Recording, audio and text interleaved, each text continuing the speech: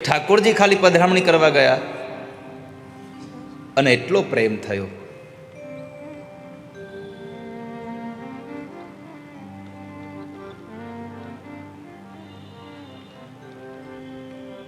અને આમેય વાલા ભક્તો, પ્રેમ કરવા માટે જો યોગ્ય પાત્ર કોઈ હોય તો ભગવાન સિવાય બીજું પાત્ર સંસારમાં નથી. પ્રેમ કરવો હોય તો પ્રભુને કરીએ, કેમ કે આ સંસારમાં ગમે તે માણસને પ્રેમ કરશો, એકના એક સમય તમારા પ્રેમને જરા પણ આંચ આવે એવું કામ કરશે. પણ એક મારો ઠાકોરજી એવો છે કે તમારા પ્રેમને કોઈ દી કાળી તીલી નહીં લાગવા દે. ભગવાનને પ્રેમ કરશો, તમારો પ્રેમ ક્યારેય ક્યાંય ખોટો નહીં થાય.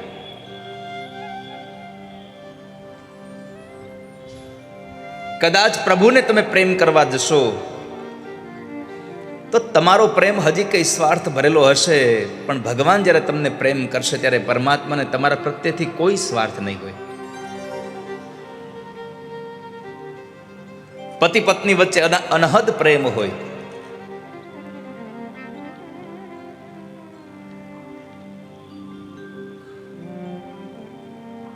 પણ કદાચ જો શાસ્ત્રના સમય અને શાસ્ત્રના એ શબ્દો પ્રમાણે જો જોવા જાઓ તો પતિ પત્નીમાં પ્રેમ નથી હોતો. એ તો કદાચ એકબીજા પ્રત્યેનો માન, સન્માન, ભાવ, આદર. ઘણા લોકો મનમાં કહેતા હશે કે શું બણગા ફૂંકતા હશે, પતિ પત્ની પ્રેમ ન હોય. ના, પતિ પત્નીમાં પ્રેમ ન હોય. કેમ કે સંતો એમ લખે છે, પ્રેમ એને કહેવાય કે જેની પાસેથી આપણને કોઈ અપેક્ષા જ ન હોય. આ સંસારમાં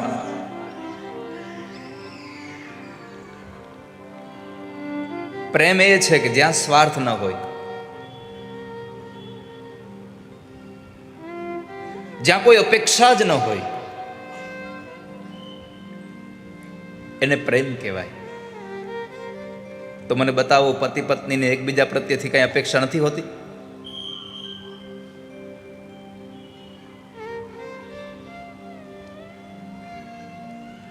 પત્નીને અપેક્ષા હોય કે મારો ઘરવાળો પગાર આવે તો એકાદી હાડી હારી લઈ દે, અને પતિને અપેક્ષા એટલી જ હોય કે હું કામ ધંધેથી આવું તો એક એને મસાલાવાળી હારી ચા પીવડાવે. અપેક્ષા તો હોય માણસને.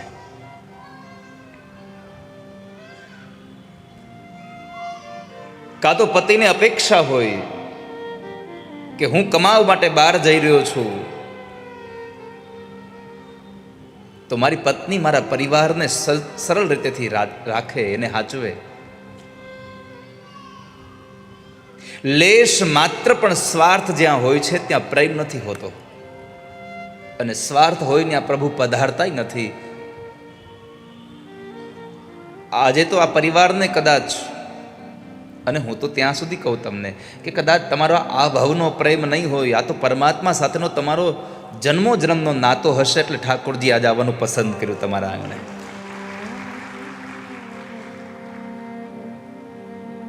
આટલા વર્ષોનો નાતો ભગવાન.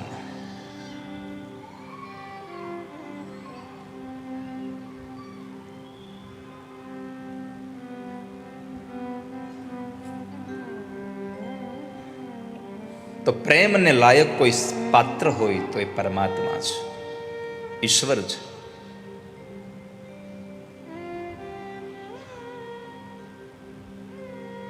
અને એ ઠાકોરજીને આપણે આજે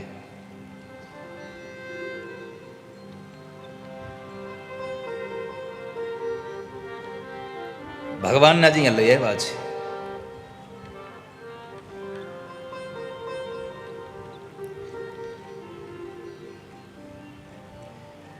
આમ વાજતે ગાજતે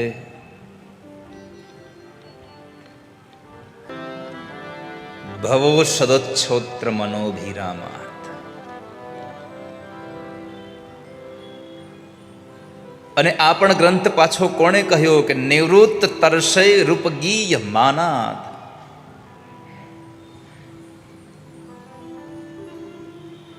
ભાગવતને કેનારો માણસ નિવૃત્ત. નિવૃત્ત એટલે ખાલી વ્યવસાયમાંથી જ નિવૃત્તિ થઈ ગઈ હોય એમ નિવૃત્ત નહીં હો. સંસારમાં રહીને પણ નિવૃત્ત થઈ ગયો હોય. મિથિલા નરેશ જનકની જેમ રાજા હોવા છતાં પણ રાજા નહીં, સંસારમાં રહેવા છતાં પણ સંસારનો સ્પર્શ નહીં, એવું જેનું જીવન છે એવા નિવૃત્ત તૃષ્ણ સંત સુખદેવજી મહારાજ એમ કહે છે, ક ઉત્તમ શ્લોક ગુણાનુવાદાત પુમાન વિરજ્યેત વિના પશુજ્ઞા. હવે ભાવથી સાંભળજો વાલા ભક્તો. જેને પોતાના કૌપિન, પોતાના આંતર વસ્ત્રનું પણ જેને ભાન નથી, એવા નિવૃત્ત સુખદેવ,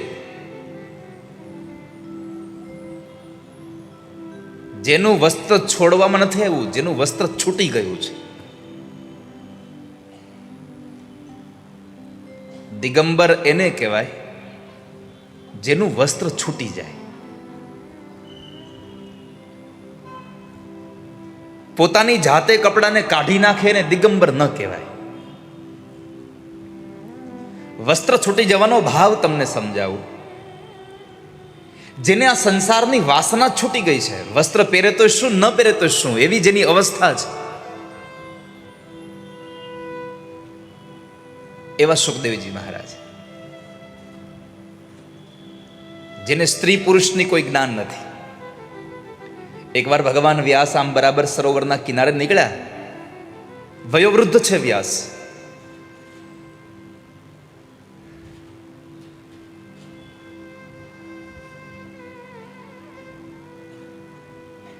અને એ વ્યાસજી મહારાજ જ્યારે નીકળે છે,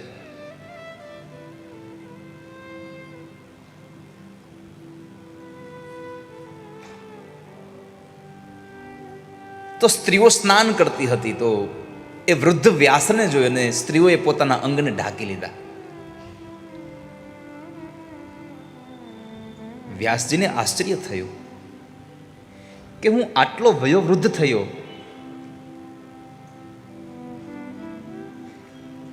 અને છતાં આ સ્ત્રીઓ મને જોઈ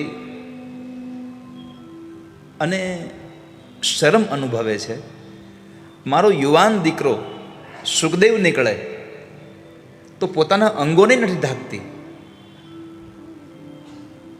આવું કેમ? એમણે સ્ત્રીઓને જ પ્રશ્ન કર્યો કે મારાથી તમે શરમને અનુભવો છો અને મારો દીકરો યુવાન છે, નીકળે છતાં પણ તમને લોકોને શરમ નથી આવતી,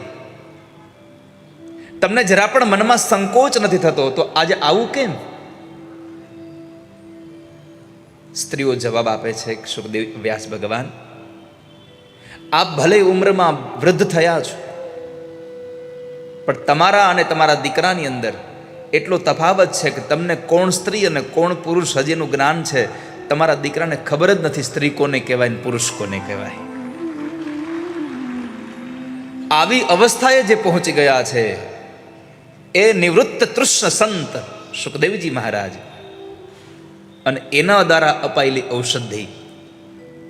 આપણા શરીરમાં રોગ થાય તો આપણે શું કહેતા હોઈએ કે આ રોગનો જાણકાર હોય ને એની પાસે જવું છે. આપણે આ રોગનો જે નિષ્ણાંત હોય એની પાસે આપણે દવા લેવી છે. ડોક્ટર તો બહુ બધા છે.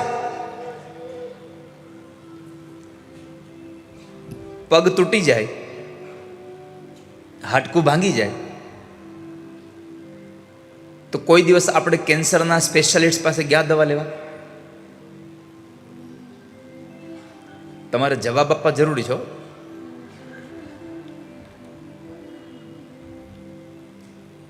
કેન્સર થાય તો કોઈ દિવસ આપણે ઓર્થોપેડિક પાસે જવું જોઈએ કે સાહેબ મને કેન્સર થયું છે, દવા આપો ને, હાડકું દુખે?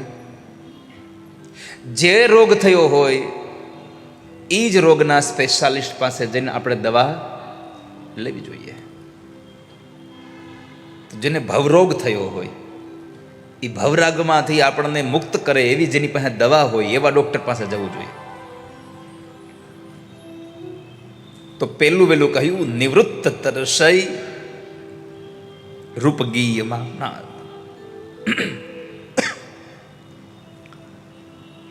જે પોતે જ નિવૃત્ત થઈ ગયા છે એ બીજાને નિવૃત્ત કરવાની વાત બતાવી શકે. સંસારમાંથી જેનું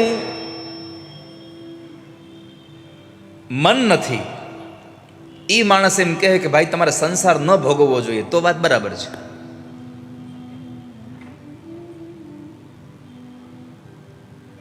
સવારે ઉઠતાની હારે મોઢામાં માવો નાખે ને પછી જેની આંખ ખુલતી હોય અને એ પાછો ગામમાં કહેતો ફરે માવો ન ખવાય, તો એની વાત માને કોણ?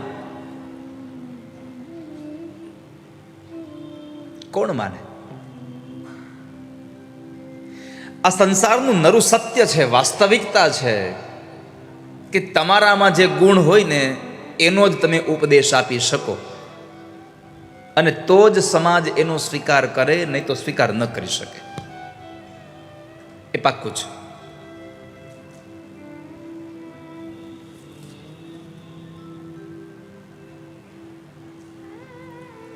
તો સુખદેવજી મહારાજ જેવા નિવૃત્ત સંત, નિવૃત્ત એટલે પ્રવૃત્તિમાંથી નિવૃત્ત એ જ નહીં, નિવૃત્તિમાં પણ જેને નિવૃત્ત લઈ લીધી છે એવો સંત સુખદેવજી મહારાજ. ભવ ઔષધિ આપવા માટે બેઠા છે.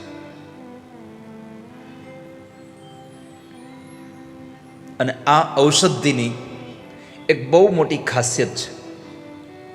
ભાગવત રૂપી ઔષધિની બહુ મોટી ખાસિયત છે કે પીવો,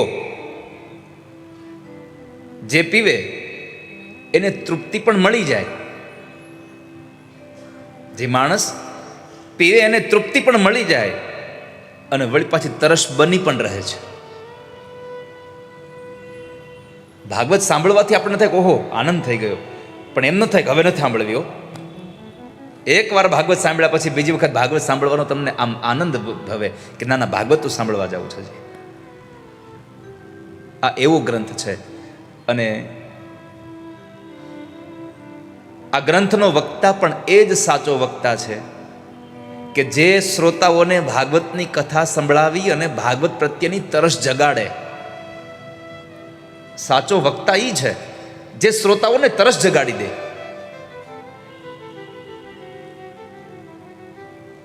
નગર એકવાર કથા સાંભળીને તમને તૃપ્ત બનાવી દે એ શ્રોતા, એ વક્તા નથી.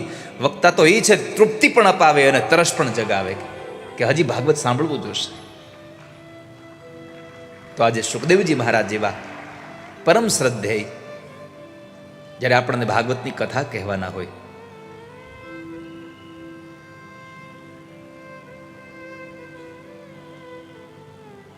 આજે એક દિવસ કથા સાંભળીએ અને એમ થઈ જાય કે હવે શું આપ તો જઈએ એવા હવે, તો એ વક્તા ફેલ. આજે તમે કથા સાંભળી અને કાલ કથામાં ન આવો ત્યાં સુધી મનમાં વાત જ ચાલ્યા કરે કે કથામાં જવાનું છું, કામ મૂકી દેવાનું. પણ કામ કથામાં જવાનું છે તો સમજવાનું કે બરાબર વક્તા આપણને મળ્યા છે કથામાં લઈ જાય એવા.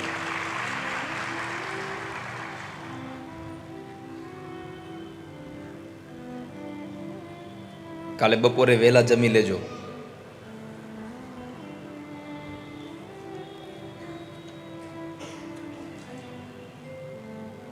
અને બપોરે જમવા આવતા હોય ને તો કહેજો કે વહેલા આવજો, નકર પછી ઠરેલું મળશે, પછી કહેતા નહીં, ટાઢું ખાવું પડશે.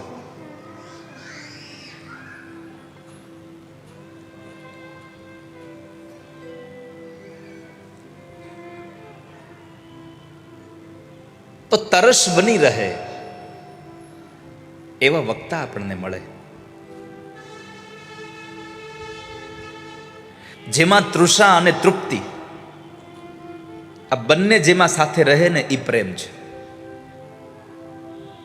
પ્રેમ એવો છે કે જેને આપણે પ્રેમ કરતા હોઈએ એને મળવાની ઈચ્છા થાય, પણ આપણે મળીએ પછી એમ ન થાય કે બસ હવે મળી લીધું, હવે નથી મળવું. ના, મળતા હોય ત્યારે પાછા વિચારતા હોય કે હવે ક્યારે મળશું પાછા.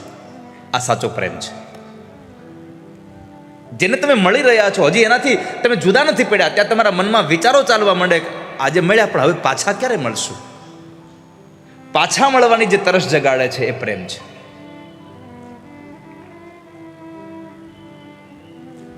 તો આજે આટલા વર્ષોથી તમે ભગવાનની કથાઓ સાંભળતા હતા, ત્યારે આજે ઠાકોરજીએ સ્વયં વિચાર્યું કે આટલા વર્ષોથી મારી પાસે આવે છે, તો લાવને આજે હું એના આંગણે જઈને બિરાજમાન થાવ. ઠાકોરજી 7 દિવસ તમારી પાસે આવ્યા છે.